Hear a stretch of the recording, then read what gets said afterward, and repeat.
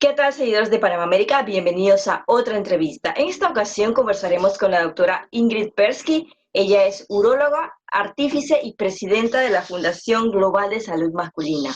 El tema a tratar es los prejuicios y tabúes en torno al hombre panameño y si tienen alguna influencia al momento de que ellos buscan atención médica que los ayudaría a prevenir o detectar a tiempo el cáncer de próstata, el cual lidera las estadísticas en la población masculina. Doctora, ¿han dejado atrás los hombres panameños los tabúes y prejuicios en torno a buscar atención médica a tiempo relacionada a la próstata? Buenas y bienvenida. Hola, muchísimas gracias por tenernos hoy en esta entrevista. Este es el mes de la salud masculina, de la próstata, y yo creo que es sumamente importante lo que nos preguntas, que nosotros hemos, como te dije, estado discutiendo en una cumbre de salud masculina y webinares de actualización desde el 15 de agosto, todos los sábados, y culmina pues mañana. Sí, todavía tenemos tabúes, pero fíjate que eso ha mejorado enormemente en los últimos 20 años. Por supuesto que hay más tabúes cuando se trata de una uróloga que de un urólogo, pero el problema que hemos estado discutiendo de la salud del varón en tiempos de COVID y otras cosas es más un tema de que por idiosincrasia el varón no se preocupa de su salud.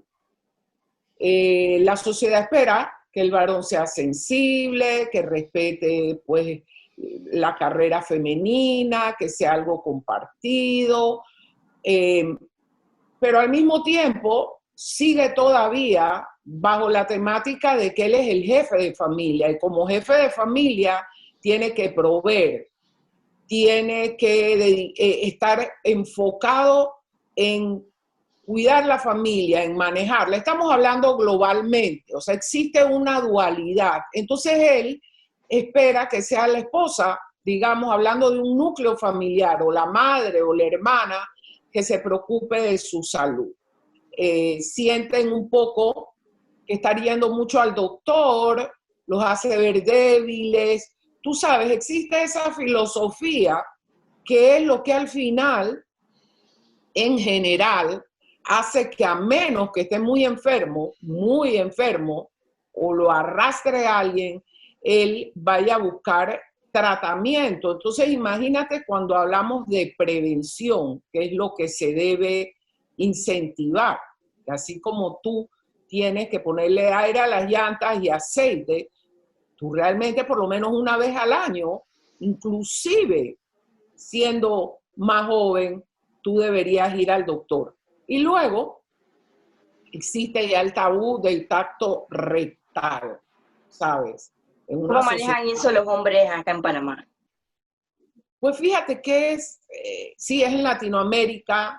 En Panamá es un segmento de la población que es como por arriba de los 55, hallo yo, que son estos grupos de amigos que pasan mucho tiempo en los chats, que se toman una cervecita y empiezan, oye, a ti te gustó, oye, ves, ya ves, por atrás, y yo, o sea, tienen esa mentalidad de bromear los unos a los otros y de hacer creer, pues que si vas a hacerte un examen rectal, yo me mato de la risa, yo le digo a la gente, oye, si te duele un examen rectal o te dura más, no sé, de 30 segundos, realmente eso no es un buen examen rectal.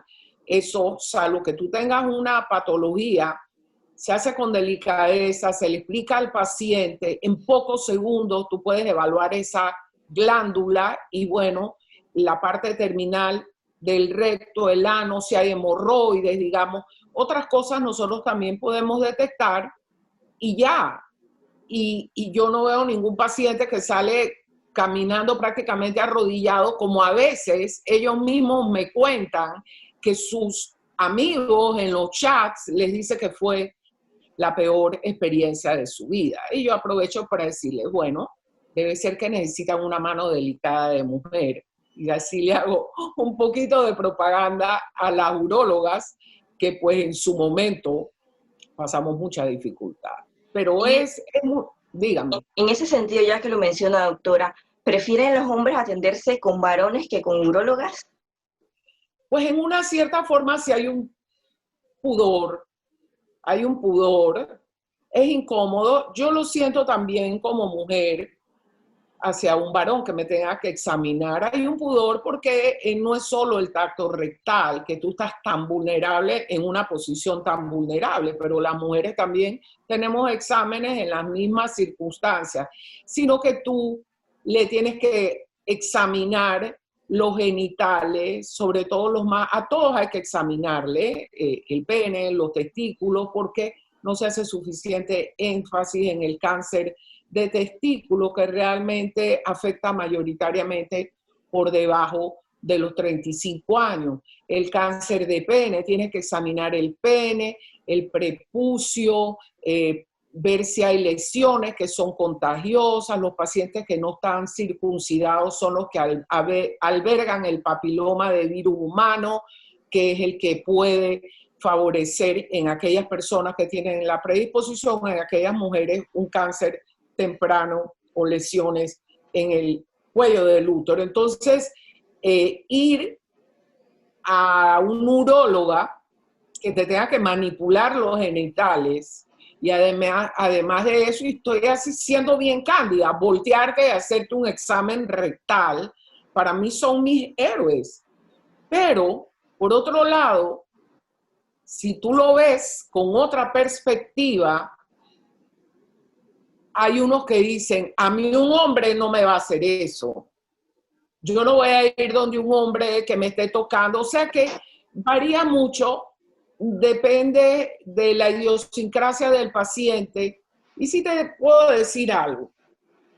Para la parte preventiva, la anualidad, ir a ver, darle seguimiento, pudiera existir este problema. Pero mi experiencia de tantos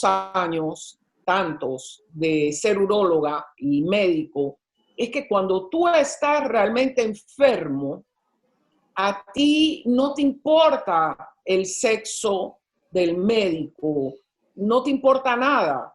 Tú vas a buscar por referencia, usualmente, o por casualidad, porque tu seguro lo tiene en una lista, en fin, ese que te va a resolver el problema. Y ahí es donde todas esas particularidades de lo que es un examen físico vulnerable, porque lo es, cuando tú estás desvestido, cuando invaden tu intimidad, desaparece. Realmente esa es la parte que menos les importa.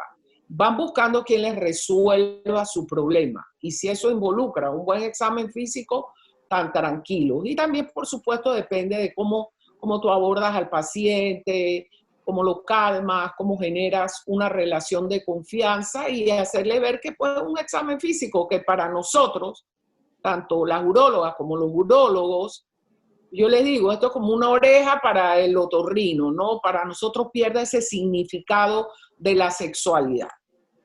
Doctora, en cuanto al examen ese que se realiza rectal versus el que se realiza por sangre, ¿hay alguna diferencia? Bueno, eso es muy importante. Es un poquito como el tema del COVID cuando tú te haces la prueba, ¿no? El PSA y otras pruebas. La buena noticia que tenemos en estos congresos que hacemos es que cada vez más nos acercamos a un sistema en el cual vamos a poder hacer mejores pruebas. Estas que tenemos en la actualidad disponibles tienen un 20% de falsos negativos y falsos positivos. Y a diferencia de la enfermedad benigna del cáncer de próstata, que es la hiperplasia o el crecimiento, que es muy común con la edad, el cáncer de próstata usualmente cuando te da síntomas es cuando ya está muy avanzado. O sea, que nosotros no tenemos esa alarma, esa banderita de alarma que puede ser inicialmente como con la próstata o la prostatitis u otras enfermedades del tracto urinario bajo, no puedo orinar, estoy pujando, me levanto, no. Cuando ya el cáncer de próstata te da esos síntomas, es generalmente porque está muy avanzado. Si el paciente tiene la buena suerte que concomitantemente, cuando está iniciando un cáncer de próstata, también tiene otro problema con la próstata que lo hace ir al doctor, bueno, buena suerte. Pero cuando eso no es así, si tú no has estado yendo regularmente y estás, para volver a la pregunta inicial, bajo la creencia de que te vas a hacer un examen de sangre, eso es lo que todos te dicen. Pero usted, ¿por qué no vino? Oiga, porque si va una vez, tienes que seguir yendo por lo menos anualmente para ver la evolución, porque ¿de qué te sirve haber ido 3 años seguidos y estás bien y de repente te pierdes 3 años para que yo te diga, oye, pero tienes un nódulo en la próstata?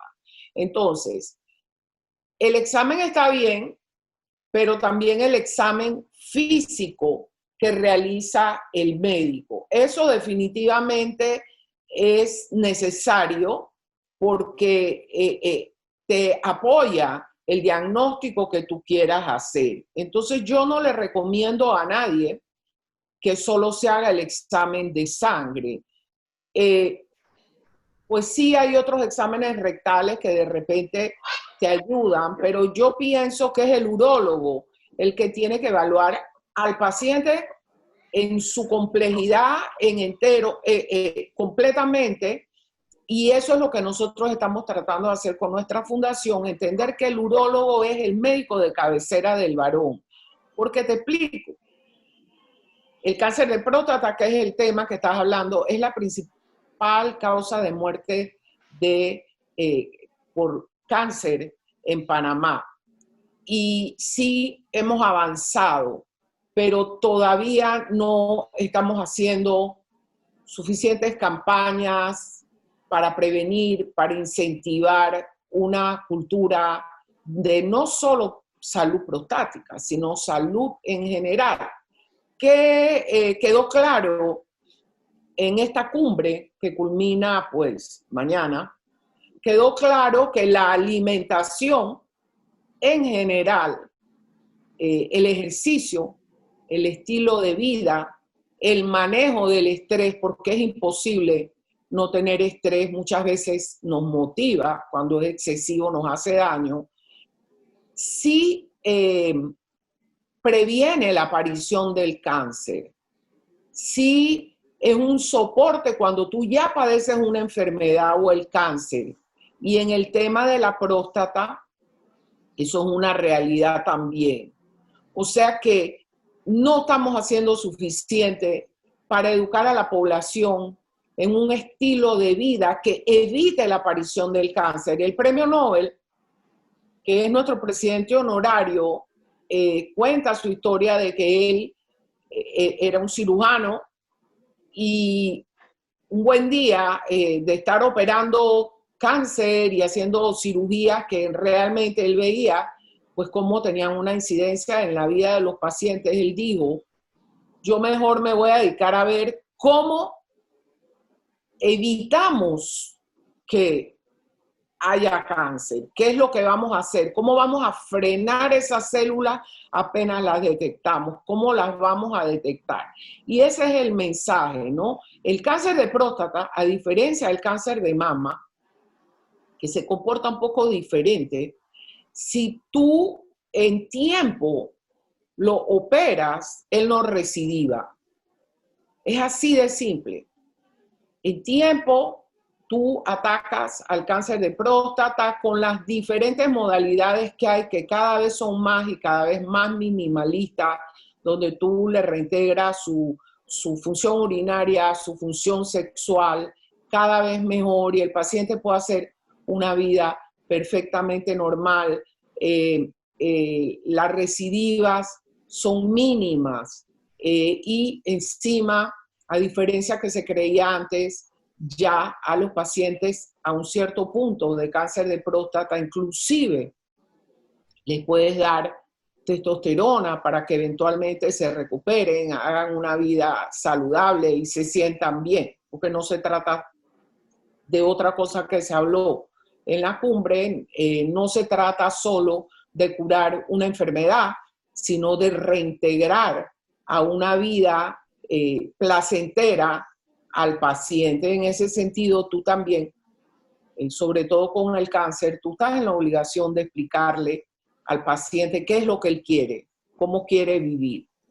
Así que en el tema del cáncer de próstata en Panamá hemos avanzado, la Fundación, la Sociedad Panameña de Urología y otras organizaciones. Siempre estamos tratando de hacer campañas y para nosotros es importante, y es algo que nosotros vamos a promover, es sacar el tema de la cinta azul de la cinta rosada. O sea, la cinta rosada es algo tan hermoso, tiene tantos años, tiene tantos logros que nosotros consideramos que no se debería juntar. Yo tengo años con esto y voy a promulgar una ley porque a mí me gustaría que fuera en junio, el mes del Día del Padre, que es casi mundial.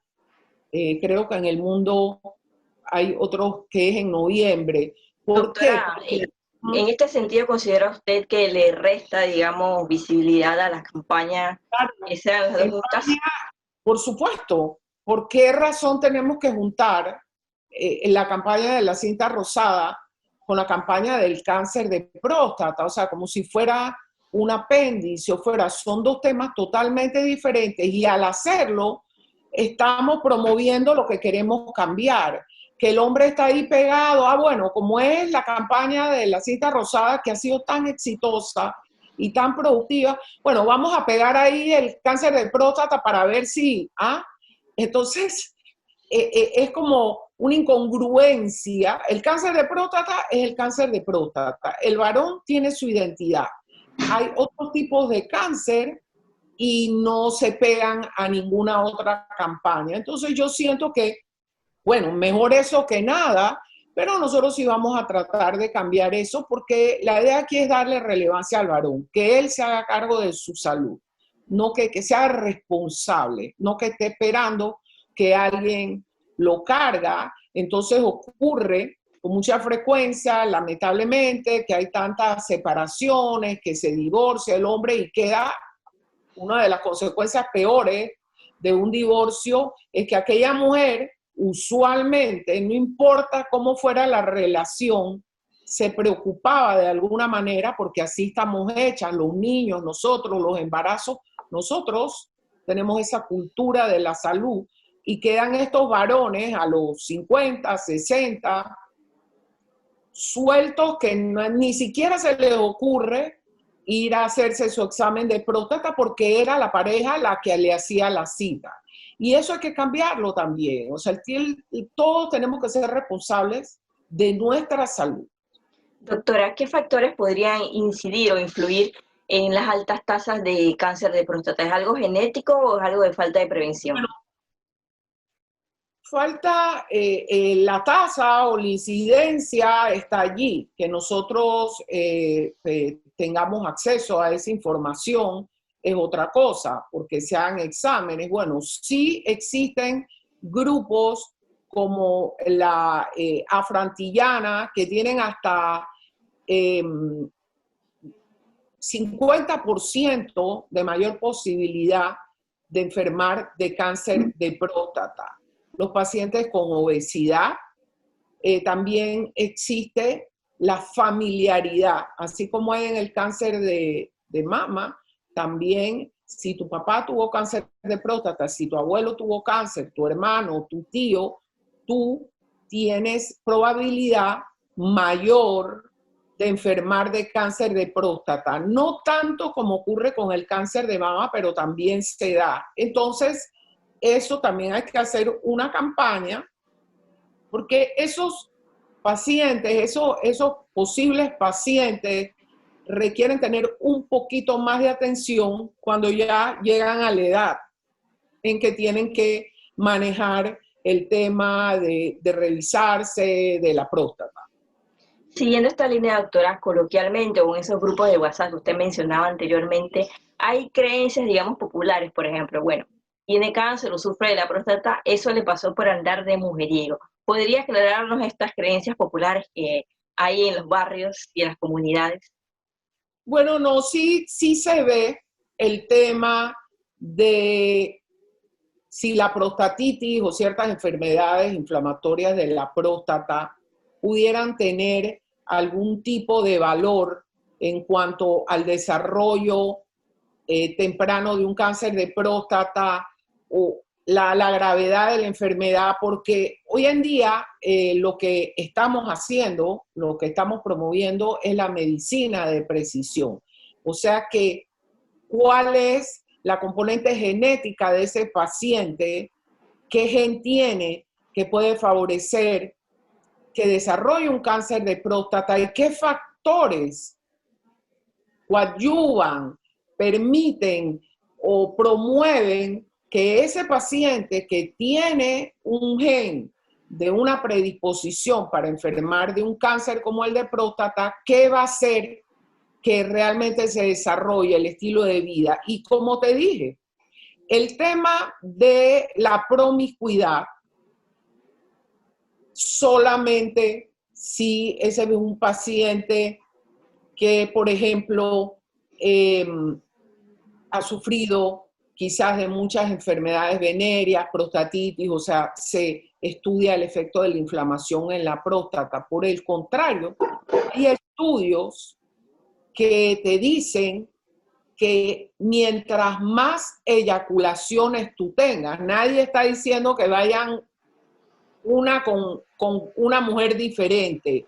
La promiscuidad no es buena, pero nosotros no estamos aquí para juzgar la vida sexual de nadie, ni su frecuencia, ni con quién lo hace, ni cómo hace. Eso no es nuestro problema. Nuestro problema es explicarle lo que va a ocurrir cuando hace determinadas cosas si no se protege, por ejemplo. Entonces sí se dice que mientras más actividad sexual tú tienes, más protegida está la próstata. Pero todavía se necesitan muchísimos estudios y se está haciendo para determinar los factores. Lo que yo sí te dije, lo que sí se sabe es el tema de la alimentación y el estilo de vida, y eso es algo que controlamos nosotros, es algo que tenemos que hacerlo no solo por la próstata, sino por el corazón. Tú sabes que el tema, cuando un paciente tiene, que eso puede ser consecuencia del cáncer de próstata, después una vez que se ha manejado,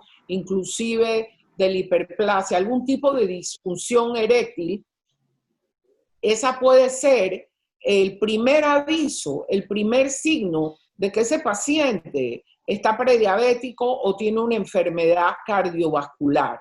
O sea, mira la importancia que tiene el aparato genital en el varón. Porque como es un órgano terminal, la diabetes y la hipertensión afecta pequeñas arterias primero y nervios pequeños terminales. Eso puede ser un síntoma de que ese paciente pueda tener una afección coronaria o está desarrollando ya una diabetes más comprometedora. O sea que todo está amarrado. El mensaje es, ¿sí? El cáncer de próstata es muy importante. Tenemos que ir al médico todos los años, hacernos nuestro examen rectal y complementarlo con porque yo no solo hago el PSA, se hacen otros exámenes para ver la función renal, para ver el hígado, para ver la orina, para ver la sangre. Pero más que nada entender que el hombre es mucho más que una próstata y un cáncer de próstata. Si bien es cierto que esa es una enfermedad que nosotros tenemos que hacer una fuerte campaña de concientización, sobre todo porque si tú la detectas en tiempo, se cura 100%, entender que hay muchas otras enfermedades que también afectan al hombre que requieren atención, y mira qué maravilla. Cuando tú vas a hacerte tu examen de próstata, nosotros ya decidimos a través de nuestra fundación y de la mayoría de los urólogos del mundo que vamos a verte completamente. Vamos a hablar inclusive de tu salud mental, que es tan importante y que en el hombre más aún, porque quiero que sepas que el hombre, la mujer, las mujeres cuando nos deprimimos, estamos tristes, lloramos, cuando es una depresión profunda. El hombre cuando se deprime se vuelve agresivo y eso es otra campaña que nosotros tenemos en nuestra fundación de estudiar la violencia masculina, la agresividad como un factor mental y un factor ligado a la testosterona, a desbalances hormonales, para entonces poder proteger mejor a los grupos vulnerables de estos, pues, que pudieran abusar de su fuerza o de su temperamento. Muchas gracias, doctora. Esta ha sido la uróloga Ingrid Persky para el diario Panamá América.